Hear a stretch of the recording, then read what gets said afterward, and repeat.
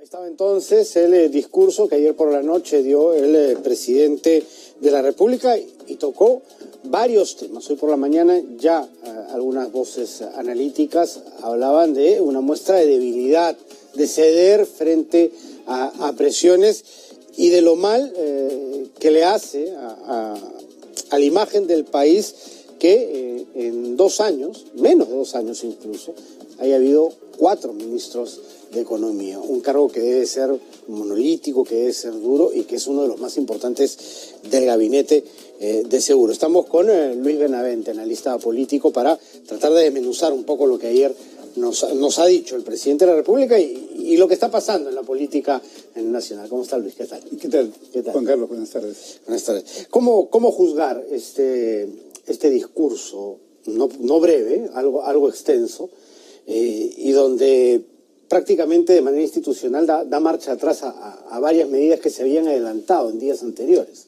Sí, yo creo que, a ver, el año 48 del siglo pasado, Martín Adán, Rafael de la Fuente Benavides, ante el golpe militar del general Odría, dijo: el país volvió a la normalidad. Y me da la impresión que entre ayer y hoy el país vuelve a la normalidad del caos político, lamentablemente, tanto en el Ejecutivo como en el Legislativo, ¿no? Y creo que lo que está pasando en estos días puede ser, espero que no sea así, el inicio de un reguero de pólvora que termine en un arsenal con muchos cientos de kilos de dinamita, y esto puede terminar muy mal. Espero que los líderes políticos recapaciten un poco y vean mejor y revisen lo que están haciendo. Hay un ejecutivo que hace agua y un legislativo que hace agua, ¿no? Un contexto complicado para el país. En el ¿Lo viste débil el presidente? Creo que ha dado señal de debilidad, ¿no? Creo que el presidente da marchas, contramarchas, no se le ve con el timón del país, conduciendo al país, ¿no? Un ministro de Economía que dura 2 meses, una medida que fue un error, que llevó a que caiga 5 puntos de aprobación y suba 11 puntos a desaprobación, fue el impuesto selectivo al consumo, que mostraba a un presidente que optaba por el camino fácil. En vez de comprarse el pleito y tomar el timón de un programa de austeridad para frenar el despilfarro en un gobierno donde el despilfarro es el pan nuestro de cada día, herencia del gobierno de PPK, ¿no? Pues ahí sale dinero para tapar el déficit fiscal. Los peruanos con nuestros impuestos estamos pagando los privilegios, beneficios y corrupción de muchos burócratas, y el presidente y el ministro de Economía, en vez de frenar esto, simplemente optaron por el camino fácil de meter mano al bolsillo de los peruanos, incluidos los más pobres que también pagan impuestos, ¿no? Eso le trajo esas consecuencias. Ni siquiera coincides con el principio por el cual se dieron estas medidas, por ejemplo, castigar a las gasolinas más contaminantes, subirle el impuesto a las bebidas alcohólicas para frenar su consumo, a las bebidas gaseosas altamente azucaradas también para frenar el consumo. Juan Carlos, esa fue la historieta que nos contaron. Eso no le importaba al gobierno. A ver, la Sociedad de Industrias tiene sus lobbies. El Ministerio de Producción es un agente de la Sociedad de Industrias.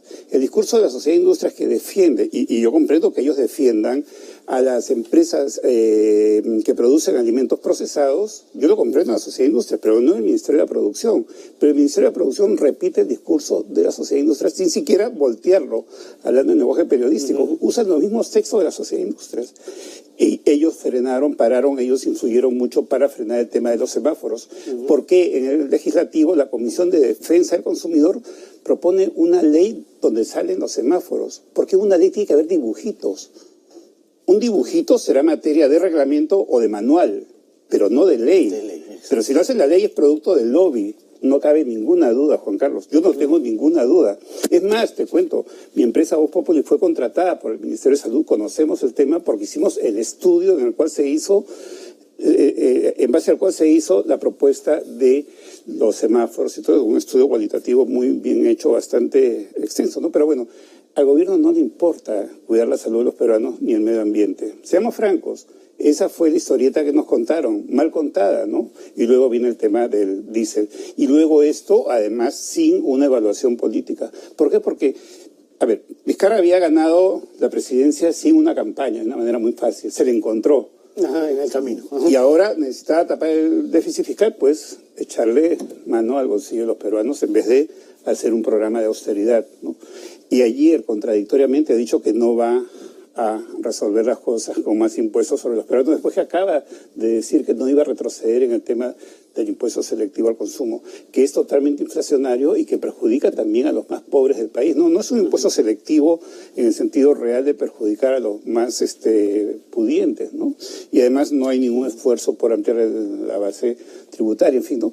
Pero yo creo que con esto de acá el gobierno muestra sus contradicciones, muestra su falta de manejo y además muestra el desperdicio que hace Vizcarra y su equipo de una oportunidad increíble.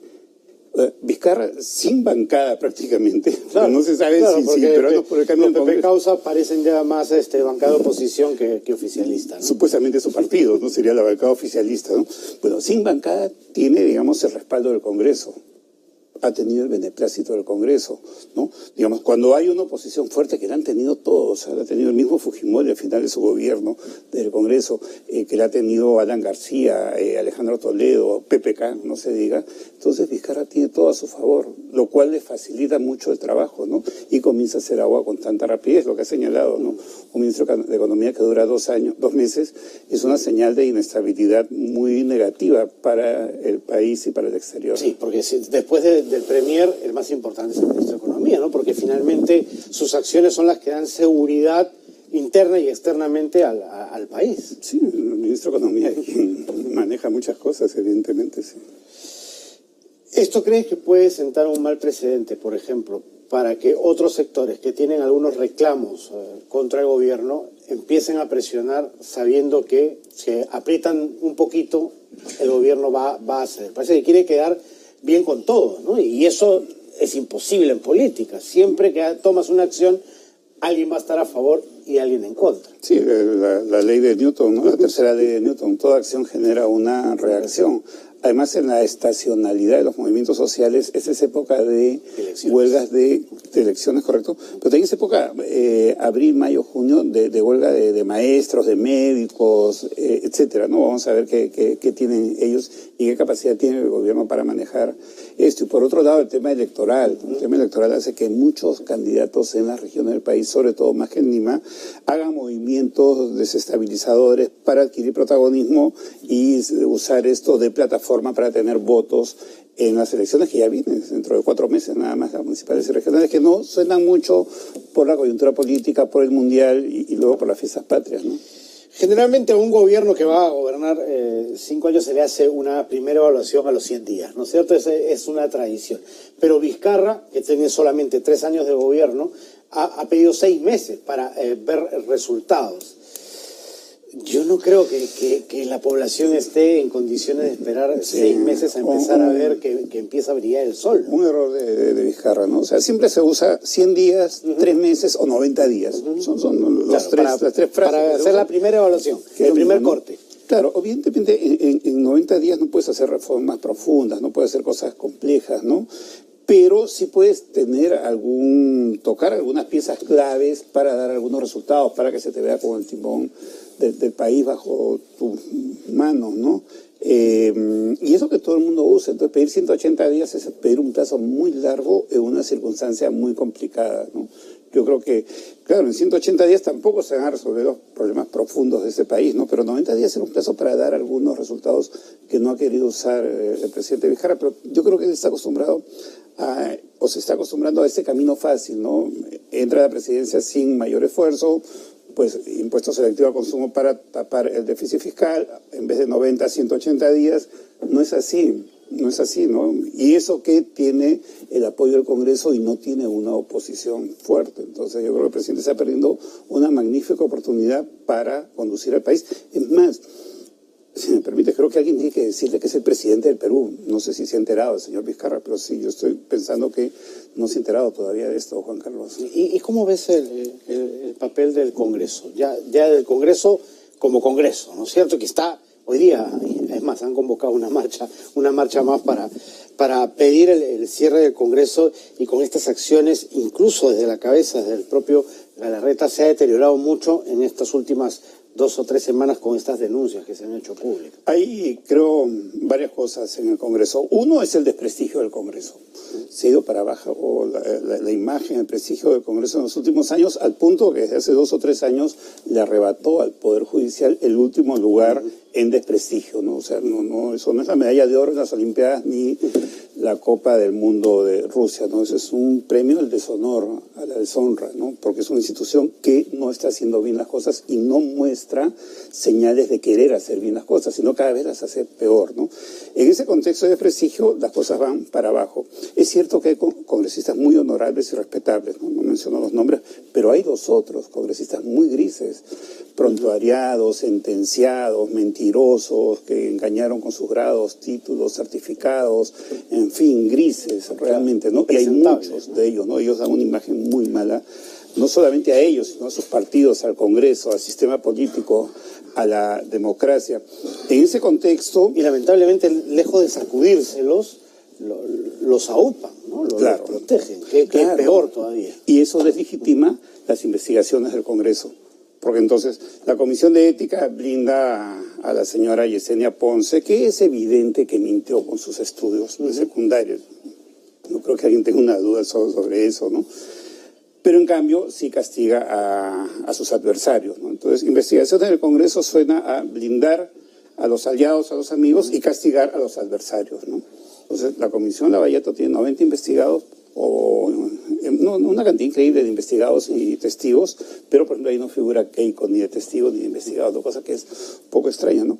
En ese contexto hay un tema muy importante, que es la mayoría de Fuerza Popular. Políticamente, las bancadas o los partidos adversos, diferentes a Fuerza Popular, no van a querer que Fuerza Popular retome fuerza. Entonces ahí ya viene una complicación, porque si es que se viene el desafuero de Kenji Fujimori y sus aliados y sus amigos y sus socios congresistas, ellos serían repuestos por accesitarios de la línea... Gente fiel a Keiko. De Keiko, ¿de acuerdo? Los partidos de oposición políticamente no van a querer que Keiko retome tanta fuerza. ¿Por eso lo he visto hoy día? Pero eso es clarísimo, ¿no? Entonces, ¿quién es la cabeza de turco ahí? Galarreta, que comete el error de hablar de una prensa mermelera, ¿no? Entonces le pisa la cola al león. Entonces ahí vienen las investigaciones periodísticas, ahí sale el gasto increíble en flores, ahí vienen las caricaturas políticas que han estado geniales, dicho sea, porque los caricaturistas son los que mejor la pasan, los políticos, ¿no? En ese país. Ahí viene el tema de los contratos cuestionados, mucho dinero gastado, viene un cuestionamiento y viene hoy ya como cereza de la torta el pedido de la moción para la censura a Galarreta, ¿no? Con lo cual le hacen a Fuerza Popular lo mismo que Fuerza Popular le hizo a PPK. Lo que dijiste antes, su propia medicina, su mismo chocolate le están dando a ellos, ¿no? Y en todo ese contexto, entonces, también hay una intención política, por cierto, de debilitar a Fuerza Popular. Ahora, éticamente, Kenji no es muy defendible, porque se ve que usó malas artes para defender a su padre. Ética y políticamente no es lo mismo. No, éticamente no es defendible, es indefendible, pero políticamente les conviene tenerlo ahí, porque él divide al fujimorismo, tratando de ser lo más objetivo posible en ese análisis, Juan Carlos. Perfecto, Luis. Muchísimas gracias por haber estado aquí. Vamos a seguir conversando porque parece que ya el ambiente político indefectiblemente está calentando. Muchas gracias. Gracias por la invitación, Muchísimas gracias. Carlos. Vamos ahora a cambiar de tema.